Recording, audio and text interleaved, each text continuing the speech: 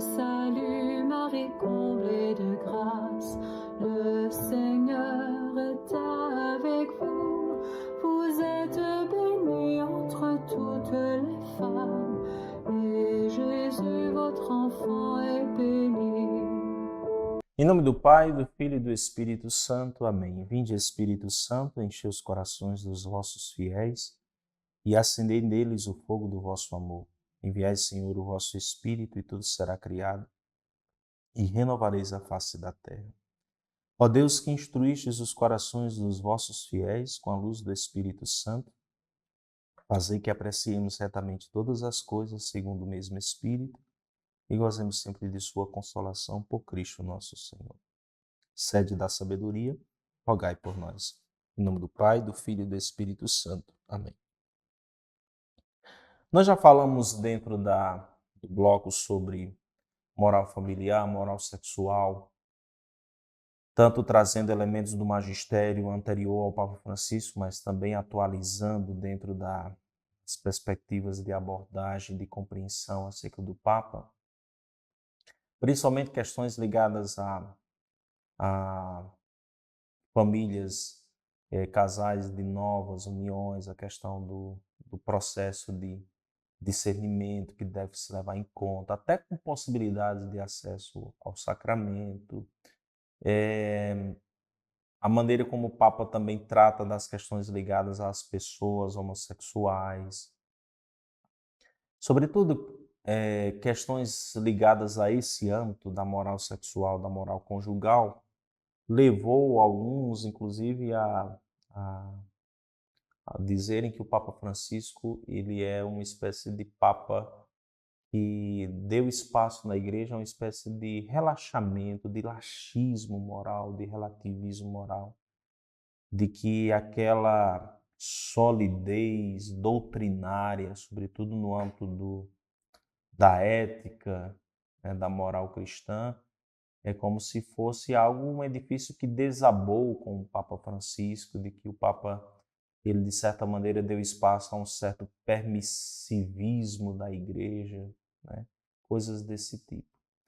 É fato que o Papa Francisco, ele tocou e se pronunciou sobre temas muito delicados, muito sensíveis na igreja, né? Ora, de um ponto de vista bem articulado, no sentido de um discurso previamente elaborado, né, os termos devidamente pesados antes de serem ditos, né, ao se escrever. Ora, o que isso também gerou críticas de algumas pessoas e que provavelmente, sem aqui querer criticar o Santo Padre, mas numa análise imparcial, né, e mais do campo mesmo da crítica no bom sentido, não na crítica pejorativa, né, mas de uma análise do magistério dele, provavelmente o Papa Francisco, de fato, ele tenha dado margem para equívocos de interpretação, quando, por exemplo, ele se pronunciou sobre temas dessa natureza, discorrendo de uma maneira livre, como, por exemplo, numa entrevista, algo do tipo, onde não é possível, por mais sistemático que a pessoa seja, onde não é possível pesar, refletir adequadamente sobre uma expressão, uma frase, uma afirmação, né? Então, aqui é um ponto que também isso gerou críticas em muitos setores dentro da igreja ao Papa e que provavelmente nesse ponto, penso eu que de fato alguns tenham razões, porque de fato o Papa, ele em alguns momentos por causa desse caráter bem latino-americano, né, de se pronunciar livremente, de preferir a conversa livre do que mesmo discurso previamente escrito em determinados temas, sobretudo aqueles indagados por repórteres. Talvez isso tenha dado margem para determinadas compreensões ou interpretações que talvez num discurso escrito isso pudesse ter sido evitado. Enfim.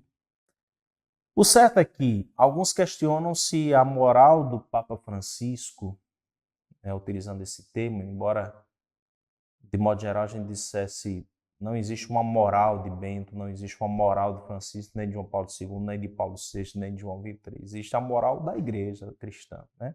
Mas um termo bem recorrente, sobretudo no campo teológica e tudo, a moral do Papa Francisco, ou a moral sexual do Papa Francisco, se ele não teria caído numa espécie de também de relativismo, de liberalismo, e dado margem também para que aquilo que era tão consistente, tão claro na moral da igreja, isso tivesse sido obscurecido por conta do seu magistério e de seus posicionamentos.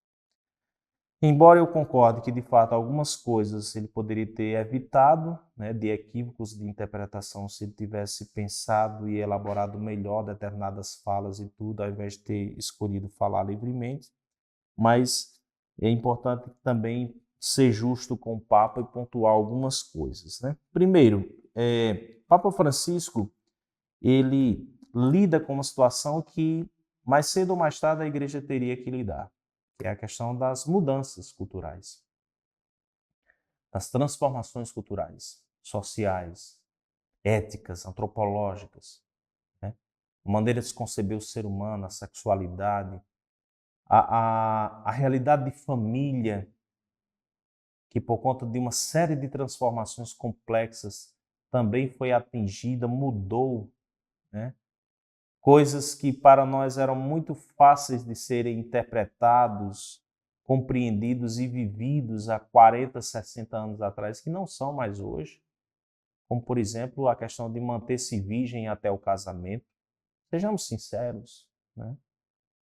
Como aquela questão de prometer fidelidade ao cônjuge por toda a vida. Sejamos sinceros, embora isso seja um ideal cristão que nós não devemos nunca perder a esperança de que isso seja possível, mas dificilmente isso será a grande maioria. E eu não estou falando somente de casais de fora da igreja, estou falando também de casais de dentro da igreja, por conta de uma série de transformações, de mudanças, de fragilidades, de condicionamentos e tudo mais. Então, o Papa Francisco, a meu ver, ele é alguém que teve coragem de tocar e de lidar, de encarar realmente de frente questões da atualidade, abrir espaço para discussões, quando, por exemplo, ele diz no sínodo, vamos conversar sobre esses temas, não tenhamos medo de conversar sobre esses assuntos. Agora, não tenhamos pressa de tentar chegar a uma definição e dizer isso aqui é o ensinamento oficial da igreja. Mas espaço para conversa franca, honesta, para pôr as cartas na mesa, nas diversas vertentes da igreja teológica de compreensão, né? Acerca de temas relacionados à moral, à ética e tudo, este espaço ele deu e tem dado no seu magistério. Então, o Papa Francisco ele teve que encarar essas questões, essas matérias, né? Mas o Papa Francisco também ele retoma alguns princípios já daquele que nós chamaríamos de teologia moral, ou seja, como é que dentro da tradição cristã, da herança cristã, da revelação, nós inserimos o aspecto de como nós, católicos, devemos nos comportar, viver, que tipo de postura devemos ter no campo da política, da bioética, né, da moral familiar, da sexualidade, das relações humanas. O Papa Francisco ele retoma alguns princípios já do Concílio Vaticano II, do Papa São João Paulo II, Paulo VI. Ele, de certa maneira, ele vem nessa linhagem do magistério e dos pontificados que o precederam. Então, primeiro, a moral do Papa Francisco não é uma moral legalista. Não é uma moral legalista. Tem que viver assim, tem que fazer isso. Isso, inclusive, esse tipo de perspectiva já foi abandonada, sobretudo no Concílio Vaticano II, quando, como eu falei nos primeiros ensinos sobre isso, quando eu falei da perspectiva personalista. Eu tenho que levar em conta a pessoa como um todo, não somente a norma ética, moral, né? Não somente a obrigatoriedade, mas também o sentido daquela vivência, que significado tem para o ser humano, os possíveis condicionamentos que impedem de que alguém viva daquele jeito, né? Cumpra com aquela norma. Então, A perspectiva do Papa Francisco não é uma moral legalista, a lei pela lei, mas a fonte do agir moral, sobretudo, muito bem reiterado dentro do pontificado do Papa, é exatamente um encontro pessoal com Jesus.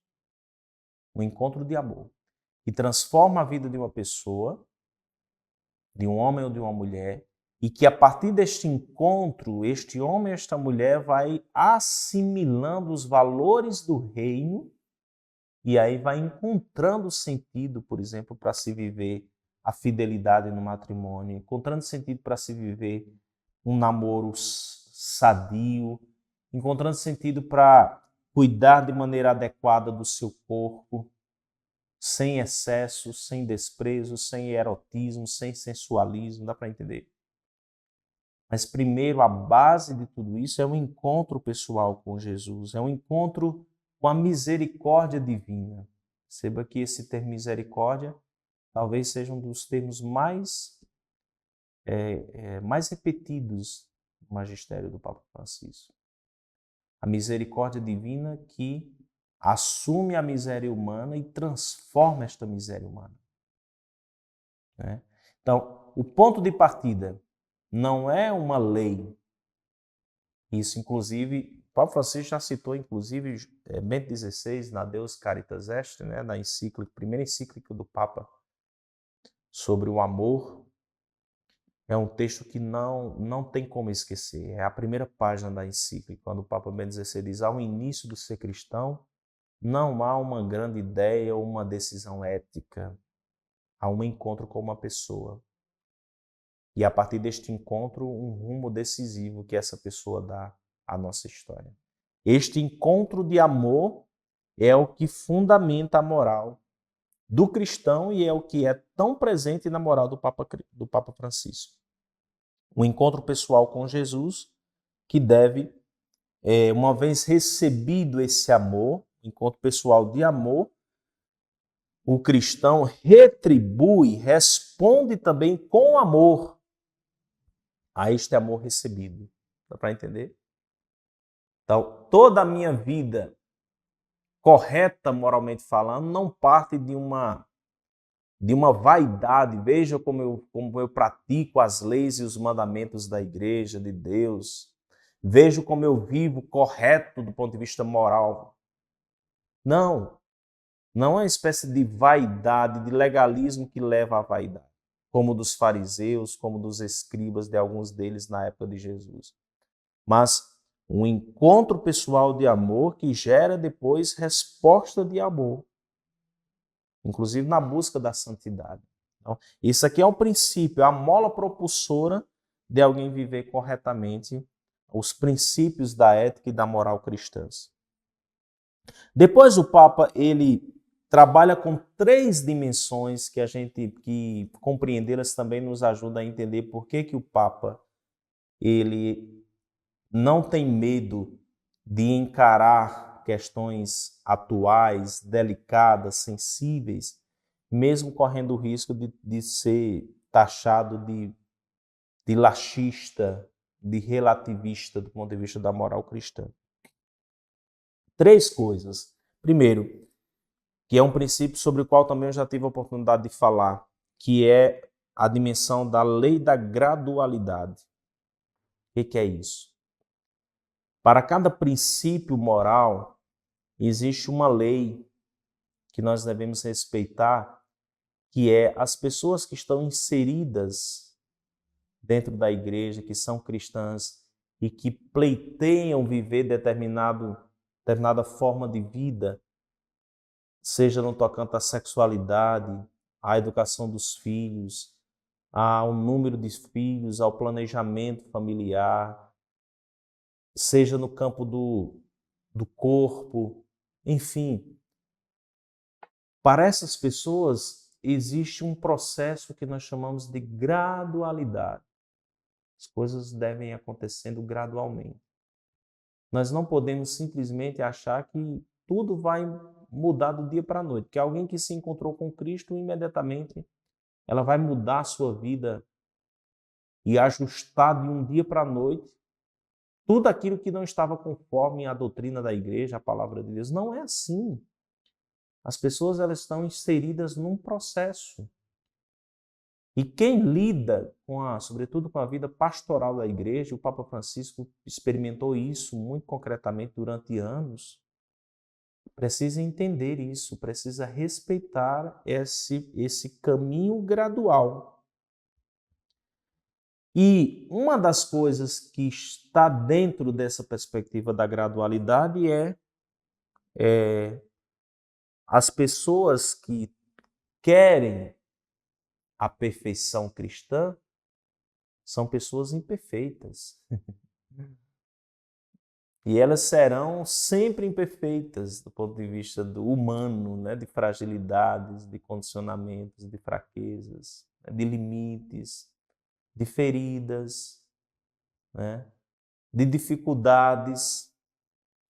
Então, sim, nós devemos pleitear a santidade, devemos pleitear a perfeição cristã, mas sempre entendendo que esse caminho será vivido por pessoas imperfeitas.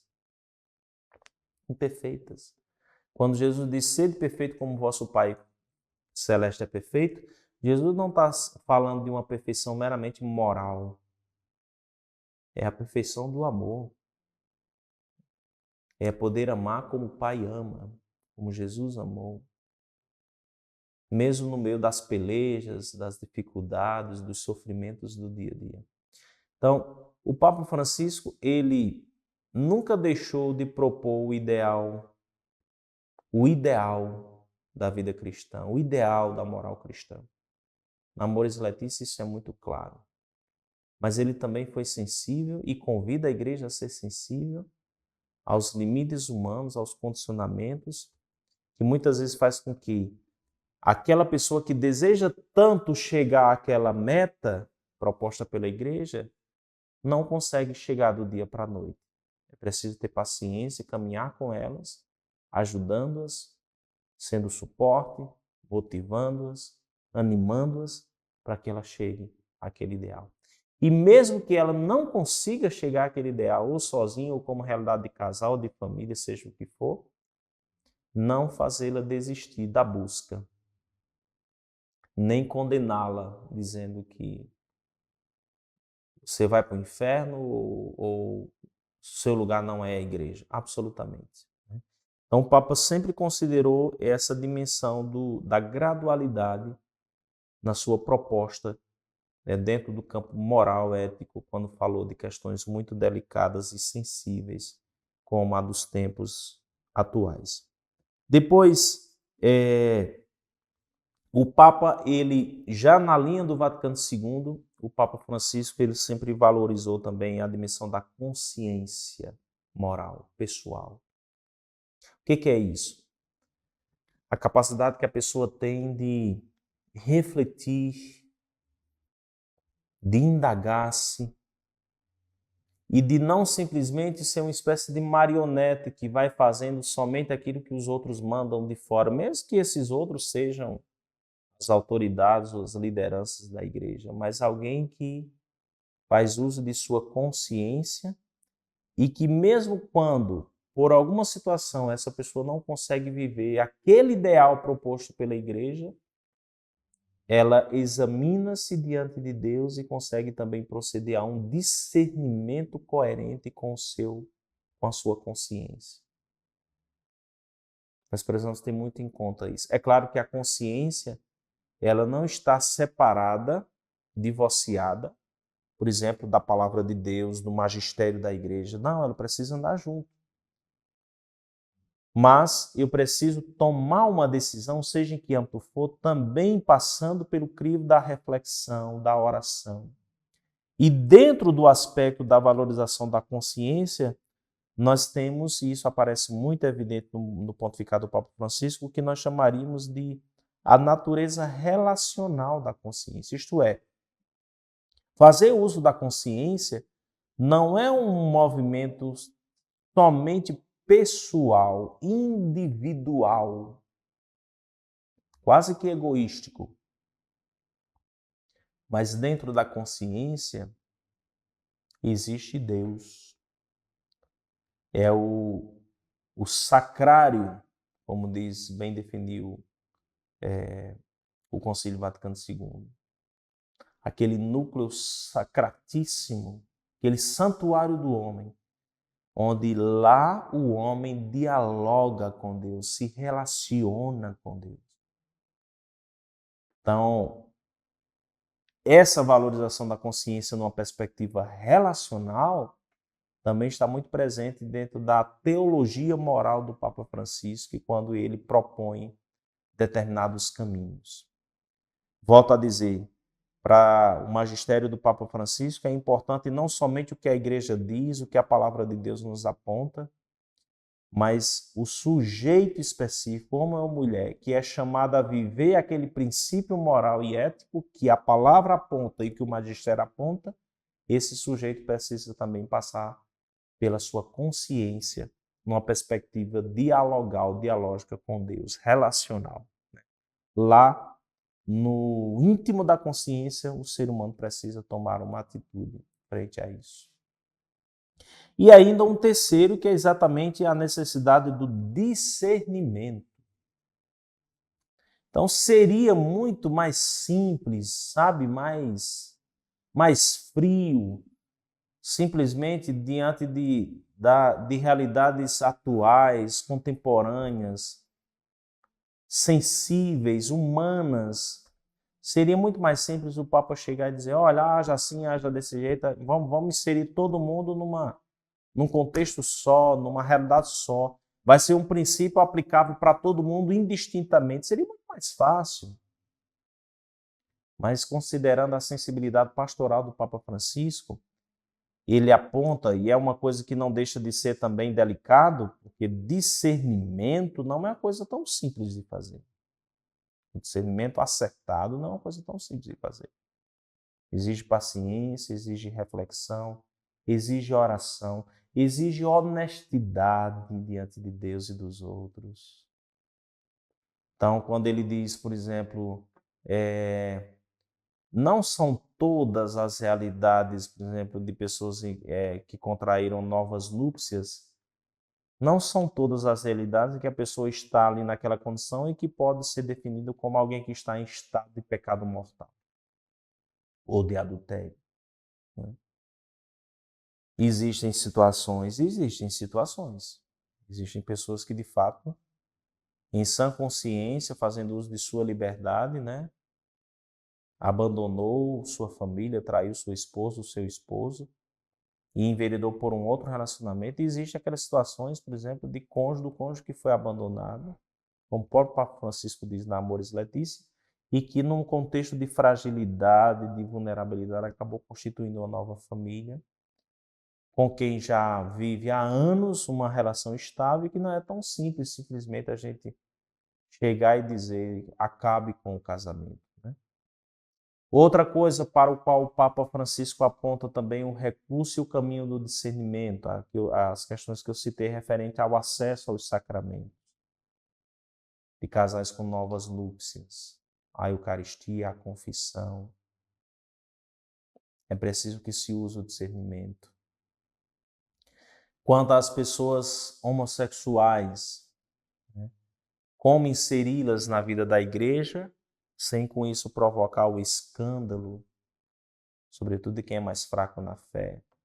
Nem também dizer simplesmente que as pessoas homossexuais não têm espaço para elas dentro da igreja, que seria segregá-las, desprezá-las, discriminá-las. Discernimento. Então é como se o Papa Francisco dissesse, eu prefiro o risco de ter que passar por processos assim, de discernimento, mesmo correndo ainda o risco de que alguém erre, de que alguém cometa exageros, eu prefiro ainda correr esse risco do que simplesmente estabelecer uma norma rígida, fixa e generalizada para todas as realidades humanas, para todas as pessoas, sem levar em conta o caráter também das situações específicas, o caráter pessoal, personalista de cada ser humano. Então, querendo ou não, a moral do Papa Francisco é uma moral muitas vezes arriscada. a maneira como ele lida com questões, né, do campo da teologia moral, em muitos aspectos é de fato arriscada, sensível, que muitas vezes dá margem para equívocos de interpretações, mas é preciso dizer que o Papa ele trabalha com esses princípios, a gradualidade do caminho, a valorização da consciência, mas numa perspectiva relacional, da consciência que dialoga e que se relaciona com Deus, e a dimensão também do discernimento, que se dá também mediante o diálogo da pessoa com Deus, o diálogo da pessoa com os pastores da igreja, com um acompanhador, com alguém, um irmão mais experiente, com a hierarquia, né? Com os sujeitos que estão envolvidos ali naquele processo, o diálogo. Então, esse é o caminho apontado pelo Papa Francisco dentro da sua moral. Então, eu diria que, e isso também é uma visão de muitos, inclusive de comentadores sérios dentro da igreja, de que, de fato, talvez o texto que mais foi criticado, provavelmente, né, mais criticado do Papa Francisco tenha sido Amoris Laetitia, que é a exortação sobre a família e o matrimônio. Então, por mais que ele tenha sido criticado e interpretado mal, muitas vezes, em muitos pontos desse texto, né? De fato, é preciso entender que a perspectiva do Papa Francisco é uma perspectiva sensível aos problemas atuais. Sensíveis aos problemas. Existe um textozinho que a cada colóquio praticamente eu indico uma ou duas leituras para você, né? Então, significa dizer que ao final do módulo tem uma pilha de livros, de bibliografias a serem consultadas. Mas foi publicada pelas Edições Loyola um livretinho pequenininho, mas de uma riqueza e profundidade de um teólogo chamado Walter Kasper, um alemão, um cardeal, um teólogo também de grande envergadura na igreja, né, de grande referência mundial. Ele escreveu um textozinho intitulado A Mensagem de Amoris Laetitia, um debate amigável, onde ele trata de algumas questões, sobretudo as questões mais delicadas do texto da Amoris Laetitia. Obviamente que eu não vou entrar em pormenores desse texto, mas já me encaminhando para a conclusão acerca desse aspecto do magistério do Papa, me permita citar um parágrafo desse pequeno texto do Walter Kasper, onde ele faz uma análise acerca do posicionamento do Papa na Amoris Laetitia e também um comentário sobre as críticas, seja a esse texto, seja ao magistério como um todo. Ele diz, muitas passagens da exortação, ou seja, da Amoris Laetitia, mais parecem um verdadeiro mosaico dos enunciados do sínodo. Portanto, quem critica agora o texto de Amoris Laetitia não está criticando apenas o Papa, pois está se posicionando também contra a opinião da maioria do episcopado total representado no sínodo. Ambas as atitudes são incomuns e impróprias na Igreja Católica.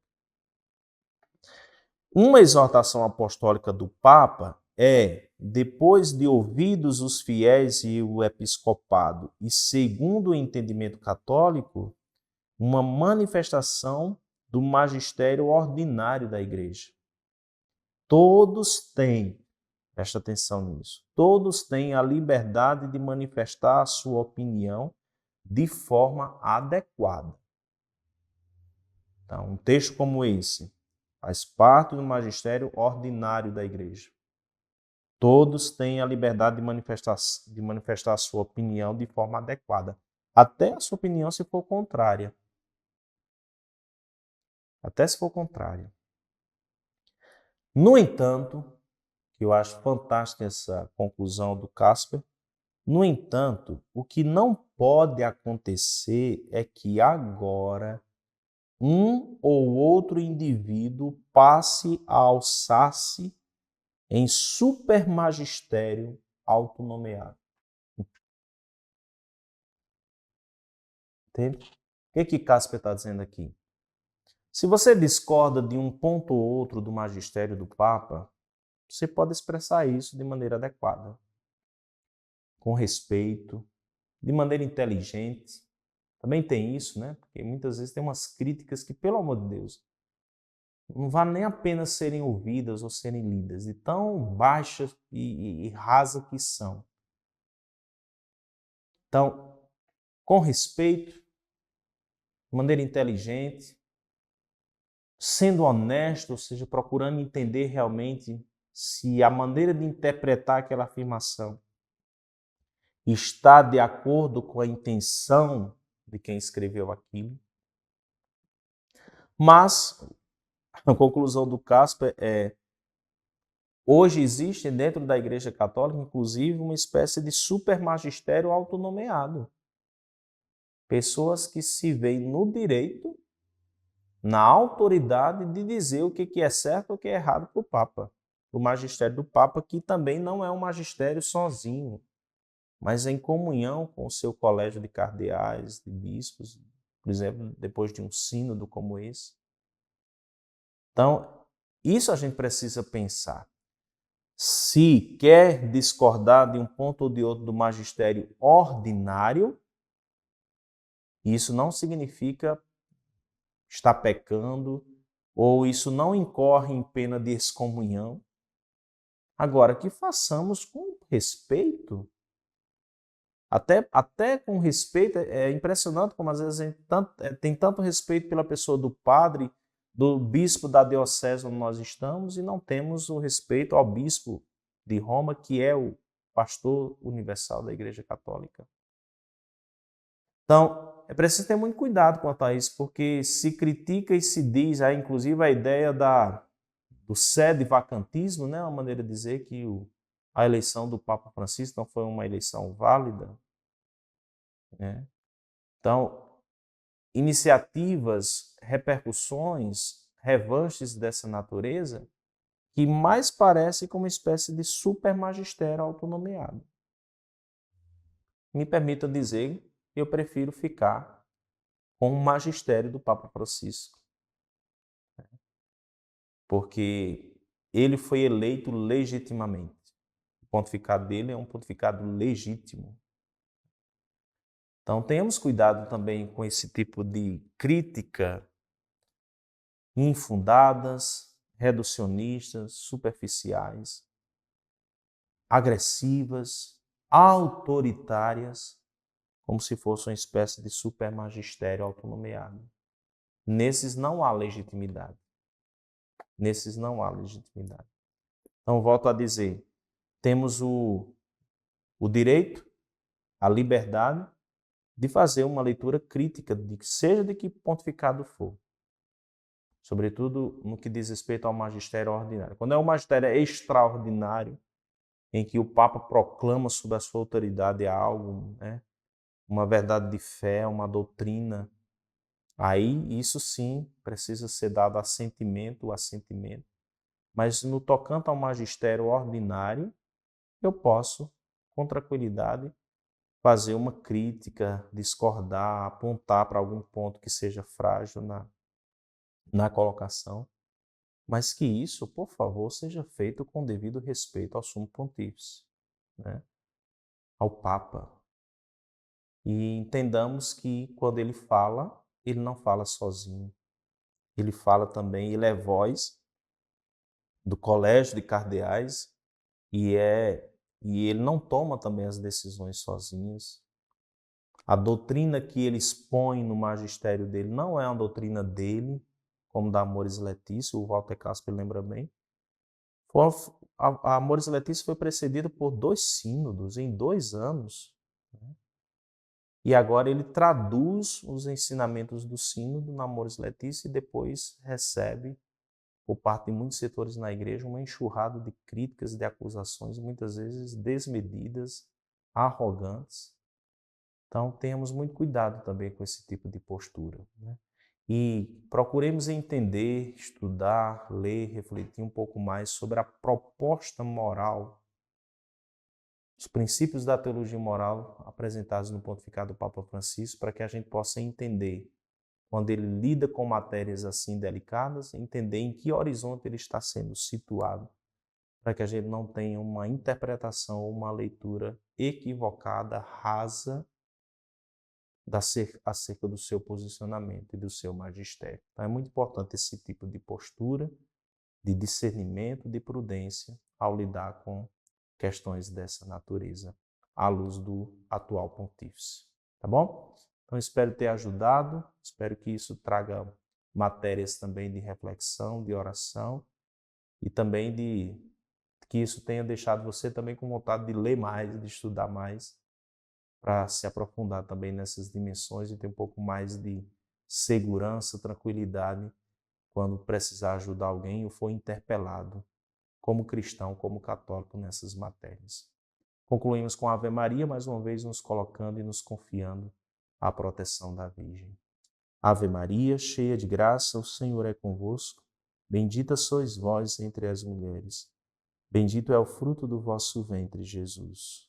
Santa Maria, Mãe de Deus, rogai por nós, pecadores, agora e na hora de nossa morte. Amém.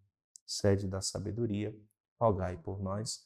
Em nome do Pai, do Filho e do Espírito Santo. Forte abraço, fica com Deus. Até lá. Sainte Marie, Mère de Dieu, priez pour nous, pauvres pécheurs.